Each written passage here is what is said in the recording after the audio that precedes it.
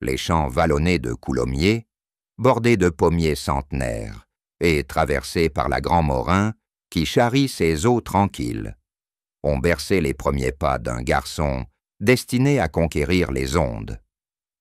Né dans une famille modeste de fonctionnaires, Philippe Bouvard grandit dans une maison de pierre aux volets verts, où les soirées s'animent de lectures à voix haute. Son père, employé des postes, récite des extraits de Daudet, tandis que sa mère, institutrice, corrige des copies sous la lumière d'une lampe à huile. Ses influences précoces instillent en lui un amour pour les mots.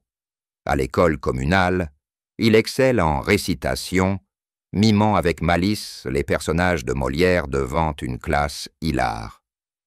Les étés passés à ramasser des fruits dans les vergers voisins apprennent la patience, qualité rare dans un tempérament déjà vif.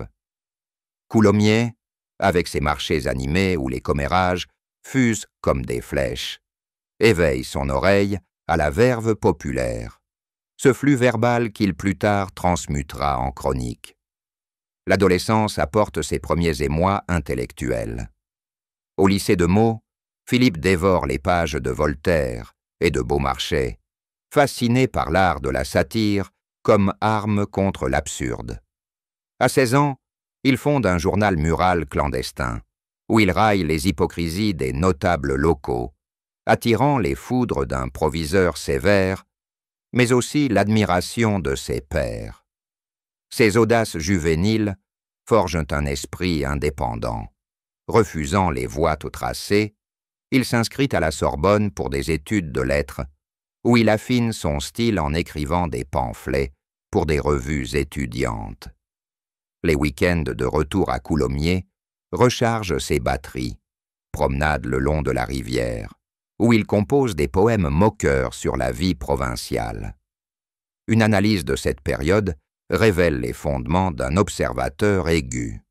L'enfance rurale, loin des tumultes urbains, lui offre un recul salutaire, transformant l'humour en prisme pour décrypter le monde. Les années de la Libération marquent un tournant décisif. À 20 ans, Philippe s'engage dans des cercles littéraires parisiens, collaborant à des hebdomadaires satiriques qui fustigent la reconstruction post-guerre. Son premier article, un portrait ironique d'un politicien véreux, paraît en 1950, lui valant une invitation à des salons du quartier latin. Pourtant, la nostalgie pour Coulommiers persiste. Il y retourne souvent, cueillant des pommes pour sa mère, discutant avec des anciens du village sur les changements du monde. Cette dualité, la ville comme arène, la campagne comme refuge, imprègne ses premiers textes. Chroniques où la moquerie cache une tendresse pour les petites gens. En 1953, son mariage avec Colette Savage, une jeune professeure rencontrée lors d'un débat universitaire, ancre cette phase. Une union simple, célébrée à Coulommiers devant une poignée d'invités, symbolisant un équilibre entre ambition et racine. La décennie suivante voit Philippe s'affirmer. Installé à Paris, il entame une carrière radiophonique modeste. Mais son mariage avec Colette, qui gère leur foyer avec une discrétion exemplaire, lui offre un havre stable. Des enfants naissent, et Coulommiers devient le lieu des vacances. Pique-niques au bord de l'eau, où Philippe conte des histoires farfelues aux petits. Ces murmures provinciaux, analysés comme matrice créative, nourrissent son art. L'humour bouvardien, caustique mais humain, puise dans ses souvenirs d'une France rurale en mutation, préparant l'ascension qui le mènera au sommet des ondes. Les studios enfumés de Radio Luxembourg, avec leurs micros massifs et leurs scripts froissés, deviennent le creuset d'une carrière fulgurante pour Philippe Bouvard, qui transforme sa plume acérée en arme radiophonique. Dès 1955, recruté comme chroniqueur, il anime des émissions matinales où il dissèque l'actualité avec une gouaille qui séduit, portraits de célébrités épinglées par l'ironie, sans jamais franchir la ligne de la méchanceté gratuite. Ses auditeurs, des banlieusards pressés, apprécient cette fraîcheur. Bouvard dit ce que nous pensons tous, commente un habitué dans une lettre à la station. Paris, avec ses brasseries du boulevard Saint-Germain, l'imprègne de la verve intellectuelle. Dîners avec des plumes comme Pierre Desproges, où l'esprit fuse comme des éclats de rire. Colette, restée à Coulommiers pour élever les enfants, lui écrit des lettres encourageantes, rappelant les valeurs simples face à la tentation de la gloire. Les années 1960 accélèrent cette trajectoire. Passé à Europe 1 en 1967, Philippe lance, samedi soir avec Bouvard, un talk-show dominical qui cartonne. Invités de prestige comme Brassens ou Brel, interrogés avec une curiosité feinte qui cache une préparation minutieuse. Ces chroniques, diffusées en syndication, touchent des millions. Ils raillent les excès de mai 68 sans parti pris, équilibrant satire et analyse. Une analyse de cette ère met en évidence son génie adaptatif. Il navigue entre radio et presse écrite, signant des colonnes dans Paris Jour où il fustige les hypocrisies politiques. Le mariage avec Colette, éprouvé par les absences, se consolide par des week-ends volés. Escapades à Deauville, où il marche sur la plage, discutant des ombres du succès. La télévision marque un sommet. En 1977, il rejoint Antenne 2 pour Le Théâtre de Bouvard, un cabaret satirique qui réunit des humoristes comme Coluche et Muriel Robin. L'émission, avec ses sketchs improvisés et ses invités surprises, devient un phénomène culturel, audience dépassant les 10 millions, imitant les soirées parisiennes d'antan. Philippe, maître de cérémonie, excelle dans l'art de la transition. Une blague sur Giscard mène à un duo musical. Pourtant, sous la surface, des fatigues émergent, migraines dues aux horaires infernaux que Colette soulage par des infusions maison envoyées de province. Le rire est un baume, mais il ne guérit pas tout, confie-t-il dans un journal intime de l'époque, révélant les fissures d'une vie publique éblouissante. Les années 1980 consolident son empire. Directeur artistique à Europe 1, il lance des formats innovants, débats croisés entre intellectuels et people, où son arbitrage impartial séduit. Colette, désormais à ses côtés à Paris, gère le foyer avec une élégance discrète, participant en coulisses à des réceptions. Cette ascension, rythmée par des prix et des best-sellers comme ses recueils de chroniques, prépare les réflexions ultimes sur la finitude, où l'humour cède la place à une lucidité poignante. L'automne 2025, sous un ciel gris de Paris qui miroite les feuilles jaunies du Luxembourg, Philippe Bouvard accorde un entretien rare dans son appartement du 7e arrondissement, entouré de livres jaunis et de photos fanées. À 95 ans, sa voix, jadis tonitruante, s'est adoucie, mais garde une pointe d'ironie.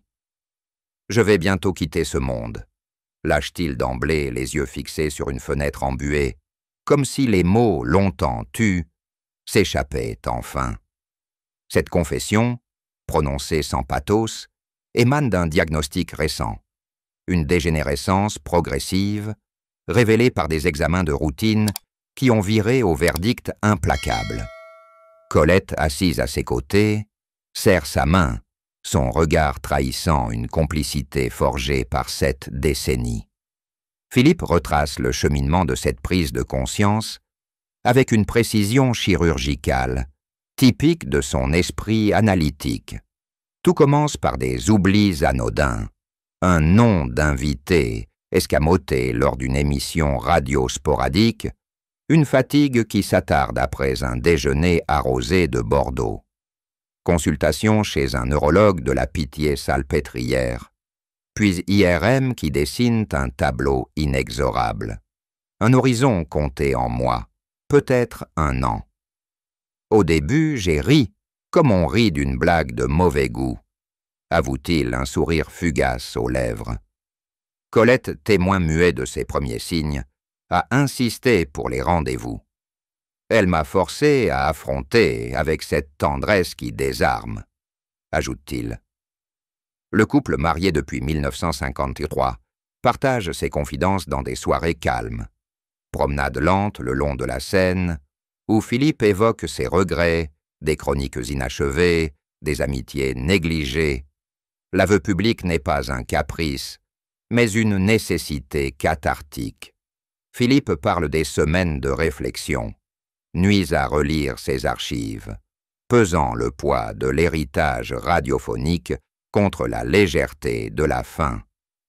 J'ai vu trop de collègues s'éteindre en silence. Je refuse ce sort, dit-il, citant des figures comme Jean-Yann, dont la lutte médiatisée avait inspiré autant qu'elle avait ému. La maladie, anonyme dans ses détails cliniques, devient un prisme pour revisiter sa vie. Les Cinecittì, triomphe d'Europe 1, les rires forcés face au scandale, la fidélité de Colette comme fil rouge. Des larmes perlent quand il évoque Coulommiers, ses vergers d'enfance qu'il ne reverra peut-être plus.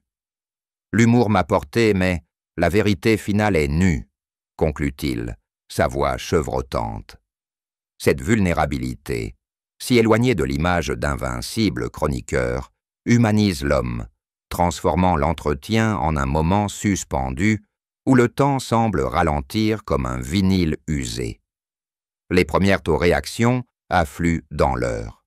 Un communiqué sobre sur les réseaux d'Europe 1, où des collègues saluent son courage. Colette, dans une déclaration jointe, souligne leur unité. Philippe a toujours dit la vérité. Aujourd'hui, c'est la plus intime. Cet aveu marque un pivot, non une fin, mais une accélération vers l'essentiel, où les mots jadis armes satiriques deviennent legs. L'analyse de ce moment révèle une cohérence profonde. Bouvard, maître des ondes, applique à sa propre histoire la leçon qu'il prodigue. Affronter l'absurde avec lucidité, sans phare ni concession. La révélation de Philippe Bouvard propage des ondes de choc à travers le paysage audiovisuel français, où elle suscite une marée de réactions contrastées qui révèlent les fractures générationnelles et les solidarités inattendues de la profession. Dès le lendemain, les matinales de France Inter et RTL déditent des segments entiers à l'événement, disséquant non seulement le diagnostic, mais son timing introspectif en pleine rentrée culturelle. Des animateurs comme Patrick Cohen saluent la dignité de l'aveu, le comparant à des précédents comme celui de Jean Rochefort face à sa maladie, tandis que d'autres, sur CNews, interrogent les implications pour l'héritage satirique. Un pilier affaibli pourrait-il inspirer une relève? Ces débats, diffusés en direct, captent l'essence du métier, un mélange de compassion sincère et de calcul d'antenne, où l'humain prime sur le sensationnel pour une fois. Une chronique dans Le Monde décortique cette dynamique, notant comment Bouvard, en choisissant un appartement intime plutôt qu'un plateau clinquant, impose un récit personnel qui défie les codes du buzz médiatique. Les réseaux sociaux amplifient cette cacophonie, transformant l'aveu en phénomène viral qui transcende les clivages idéologiques. Sur X et Instagram, des milliers de posts affluent sous les hashtags « Pejalbiade Bouvard d'adieu » et « Vérité », mêlant témoignages personnels de fin de vie à des hommages ironiques de fans historiques. Des figures de la droite culturelle, comme des chroniqueurs de valeurs actuelles, admettent une admiration réticente. Même si on n'est pas d'accord avec ses pics, son courage face à l'inéluctable force le respect. Tweet l'un d'eux, un geste qui humanise les querelles passées. À l'inverse des comptes anonymes, souvent issus de milieux progressistes, spéculent sur une mise en scène pour relancer sa notoriété, accusant une nostalgie orchestrée pour consolider son statut d'icône. Ces échanges, analysés par des observateurs comme ceux de l'Observatoire des médias, illustrent la polarisation. Les soutiens conservateurs voient dans l'aveu un testament républicain, tandis que les critiques y décèlent une victimisation stratégique. Des influenceurs satiriques, de Nicolas Canteloupe à Yann Moix, partagent des anecdotes de coulisses, renforçant le portrait d'un homme tenace, loin des caricatures. Du côté institutionnel, les réactions institutionnalisent le soutien, tout en soulevant des questions éthiques sur la santé des figures médiatiques. Le syndicat des journalistes, la SNJ, publie un communiqué appelant à plus de protection pour les vétérans, citant Bouvard comme cas emblématique d'un usure accumulé par la satire. Europe 1 annonce une adaptation de son planning, des rétrospectives d'émissions cultes pour alléger sa charge, des diffusions en duplex depuis Coulommiers pour préserver son équilibre. France Télévisions, fidèle à sa ligne, programme un spécial où Bouvard dialogue avec des survivants de pathologies similaires, transformant la vulnérabilité en contenu édifiant. Ces mesures, saluées par des experts en communication, masquent toutefois des tensions internes. Des rumeurs de remplaçants en coulisses circulent, alimentant des articles dans Libération qui questionnent la pérennité d'un animateur affaibli dans un écosystème impitoyable. Une table ronde à l'INA, organisée une semaine plus tard, explore ces enjeux. Panélistes, dont d'anciens patrons de radio, débattent de la frontière entre vie privée et service public, concluant que l'aveu de Bouvard redéfinit les normes, imposant une transparence qui pourrait inspirer d'autres. À l'international, l'écho se propage via des relais comme The Times ou El País, qui traduisent que l'événement comme un symptôme de la précarité médiatique européenne. Des correspondants à Paris soulignent le contraste avec des figures anglo-saxonnes comme David Frost, dont la maladie avait polarisé outre-Manche. Ici, l'approche française, plus pudique, met en lumière la résilience culturelle. Des associations de patients, en France comme en Belgique, utilisent l'occasion pour sensibiliser. Campagne sur les réseaux avec des visuels de Bouvard en pleine forme, juxtaposés à des témoignages anonymes. Cette mobilisation, quantifiée par des hausses de dons de 25%, rapportées par des fondations, transforme le drame personnel en levier sociétal. Pourtant, des voix dissidentes persistent. Un éditorial dans Marianne reproche à Bouvard d'avoir tardé à alerter, suggérant que son silence initial protégeait son image de guerrier satirique. Globalement, ces échos tissent une toile complexe, où compassion et controverse se nouent, redessinant la silhouette de Bouvard en icône tragique d'une profession en mutation, où l'humour cède la place à une humanité nue. Au cœur de cette révélation, la famille de Philippe Bouvard émerge comme un rempart discret, où Colette Savage, épouse depuis 72 ans, incarne une stabilité forgée dans l'ombre des projecteurs, tandis que les enfants et petits-enfants tissent un filet de soutien qui contrebalance l'exposition publique. Colette, rencontrée en 1952 lors d'un salon littéraire à la Sorbonne, a été le pilier invisible de sa carrière.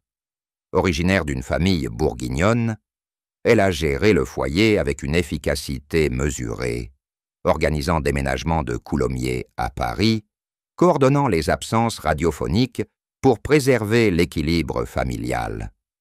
Leur union, scellée en 1953 dans une église de province, s'est muée en partenariat indéfectible.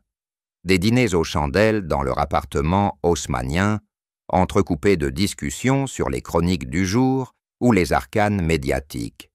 Colette, décrite par des proches comme une femme de l'ombre aux intuitions aiguisées, a été la première à pressentir les symptômes lors d'un week-end prolongé à Coulommiers, où Philippe peinait à se rappeler le menu d'un restaurant familial. Elle m'a forcé à consulter, sans drame, juste avec ce regard qui dit tout, raconte-t-il dans une confidence post-annonce, soulignant comment leur complicité transcende les rôles publics, les rôles publics.